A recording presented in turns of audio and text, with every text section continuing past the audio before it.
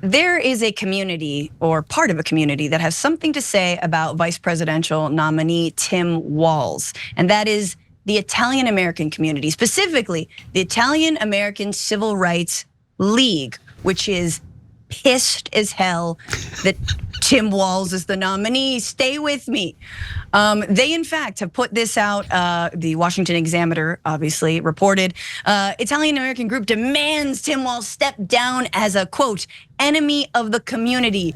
How, why, follow me people. Basically, the IACRL, which is something I just discovered yesterday, because when have Italians been discriminated in this country in the last 100 years, I think it's been. It came through a post on X by the head of this league his name is Mike Crispi, I'm gonna say it with the R, saying that Tim Walz did nothing in 2020 to stop radical vandals from targeting the most prominent symbol of Italian American culture in a flagrant hate crime. He knew they were coming and he did nothing to protect the statue. You know who I'm talking about. The Christopher Columbus statue was defaced. We remember that during the Minneapolis riots and the uprising around George Floyd's murder. And apparently Tim Walz, who Donald Trump said did an amazing job, we have him on the phone saying it, did nothing to stop that. Hey, don't scroll away. Come back. Because before the video continues, we just want to urge you to lend your support to TYT. You power our honest reporting. You do it at tyt.com/team, and we love you for it.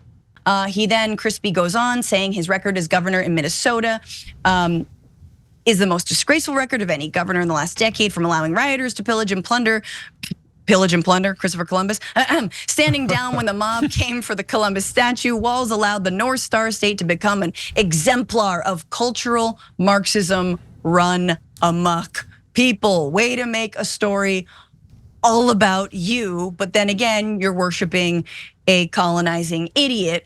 And there was some response online. Someone named Alex P said, I'm Italian, naturalized citizen, and I support Tim Walz and Harris Walz 2024. Columbus was born in the Republic of Genoa. Italy was unified in 1861, sailed under the Spanish flag. And the statue represented not Italy, but an explorer and his legacy, which can be controversial. Kind of low, like kind of a very lightweight critique of Christopher Columbus. Nothing about, murdering Native Americans, none of that. It's just very chill. And Mike Crispi replied, shut up, geek, which, let's give him credit. Shut up, geek. Just the most Italian thing you could possibly do in response. But again, this is so embarrassing. As an Italian, my Chinese self is very embarrassed of my Italian self. There's a lot going on. And then just for fun, someone responded, 1 like equals 1 mamma mia for anything that Mike Crispi posts.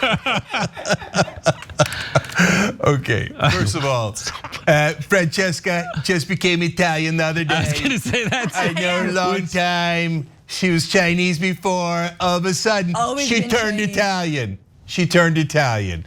I mean, just because her name is Francesca Fiorentini. I didn't know, and I know her really well. Okay, anyways, I love when Italians pretend to get offended. Give it a rest, okay? Look, as a guy, first of all, I feel like I can speak for the Italian community. Not because I'm Italian, but because I grew up in Jersey, and every time I went into a pizza store, they'd say "Paisan." So Franny and I joke is when we have John IACRL on the show and we do a power panel, we're the Mediterranean crew. Okay. Yes. So look, guys, everybody knows this. Italians are beloved in this country. So the idea that Tim Walz was like, oh yeah, there's a riot going on because the most prominent murder of an African American by a police officer in the history of the country just happened. But that's not my real concern. My concern is hating Italian Americans. Are they going after the Columbus statue? Finally, my plan is working. I mean, which lunatic thinks that? Nobody thinks that. You're just trying to look at me, daddy, look at me.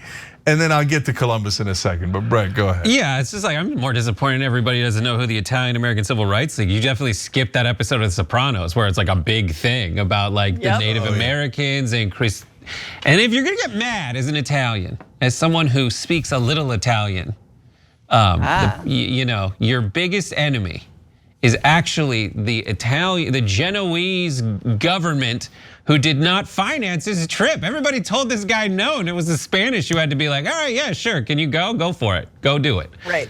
So he wasn't even like lauded by his own people at that time. If anything, this is a hate crime against, you know, Ferdinand and Isabella. Yeah, if you told Crispi, you know, Christopher Columbus Day is actually when we should celebrate Latinos, you'd be like, no! I'd be like, why? What's the? I thought you were against racism. What if Christopher Columbus's last name was Christopher Crispi? Cristobal Colombo. Chris Crispi? El suo nome. Obviously, and let's stop, like Italians, like let's stop worshiping Christopher Columbus. I know there's a Italian Day parade in San Francisco and it's cute and they do like the Nina and the Pinta and the Santa Maria, and that's fine and that's fun, but we should be worshiping Emeril Lagasse. I'm just saying, like he's a much better Italian to worship. There are a lot of good Italians to worship. Columbus ain't one. Yeah, and that's exactly what I was gonna say. He said Columbus is the quote, the most prominent symbol of Italian American culture. No, he isn't, and no, he shouldn't be. So if you look, sorry, but I'm gonna depress you for 1 second. I promise I won't stay on it long.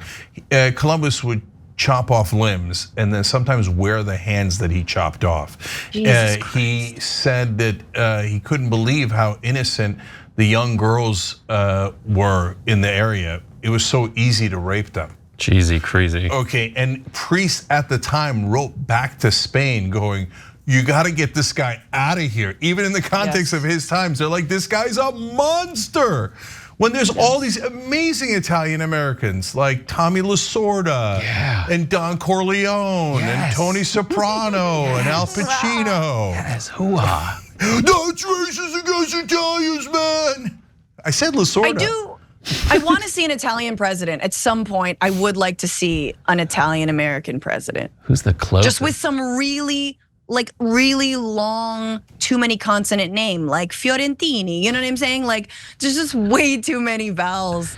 I mean vowels, not consonants. I've got a lot of both, so it doesn't really matter. But when Scaramucci was rising, I was excited. I was like, yes, Scaramucci, you know? And nah, he was the shortest lived Trump advisor, I think. It's like a week.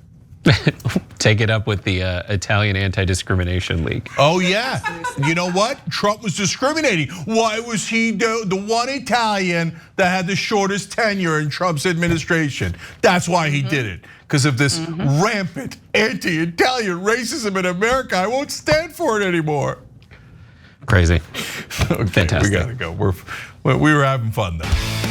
Hey, thanks for watching that video. We really appreciate it, guys. And we appreciate it if you become members, because that allows us to be independent, honest, progressive, all the things that you don't get from corporate media. And all of that is because of you guys. Hit the join button below and become one of us, become a young Turk.